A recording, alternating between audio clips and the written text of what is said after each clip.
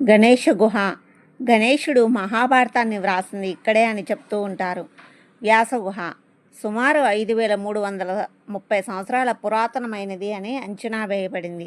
భారతదేశంలోని ఉత్తరాఖండ్ రాష్ట్రంలోని మనా గ్రామంలో అల్కనంద మరియు సరస్వతీ నదుల సంగమానికి దగ్గరలో వ్యాసపోతి అని కూడా పిలుస్తారు ఈ వ్యాసగుహని.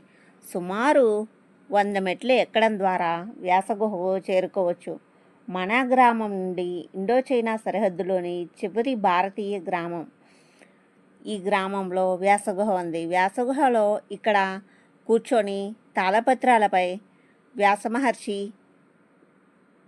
శ్రీకృష్ణుని గురించి రాశారు అని చెప్తూ ఉంటారు.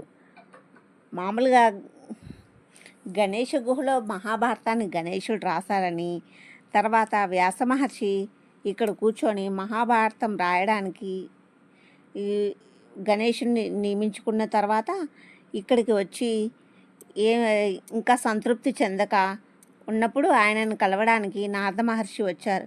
వ్యాసదేవుని పరిస్థితిని అర్థం చేసుకొని నారద మహర్షి శ్రీకృష్ణుడి లీలలు మరియు మహిమలను సంకలనం చేసి వేదాలపై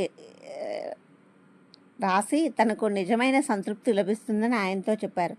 అది విన్న వ్యాసదేవుడు వ్యాసగుహలో కూర్చొని భాగవత పురాణం లేదా శ్రీమద్భాగవతం అని పిలువబడే కళాఖండాన్ని రచించాడు అని చెప్పుకుంటారు. వ్యాసగుహ లోపల చాలా చిన్నగా ఇరుకుగా ఉంటుంది దారి.